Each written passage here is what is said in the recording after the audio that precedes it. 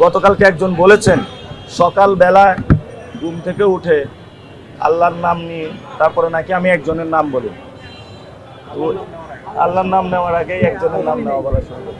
তো এখানে একজন সম্মানিত, সমাজের সবচেয়ে সম্মানিত ব্যক্তি রয়েছেন এবং তাকে সমাজের সবাই শ্রদ্ধা করে এবং সমাজের সবচেয়ে উনি উপরস্থ কর্মকর্তা ব্যক্তি। উনি সকালবেলা উঠে আল্লাহর নাম নিয়েই চাঁদাবাজি শুরু করে, সন্ত্রাসী শুরু করে, দুর্নীতি শুরু করে।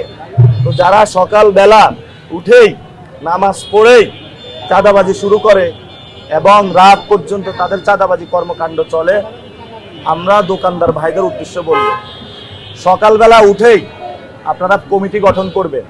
যখনই চাঁদা চাইতে আসবে এই সব লোকরা, তাদেরকে আপনারা ঠেকিয়ে দিবেন এবং চাঁদাবাজ মুক্ত এলাকা আমরা গঠন করবো ইনশাআল্লাহ।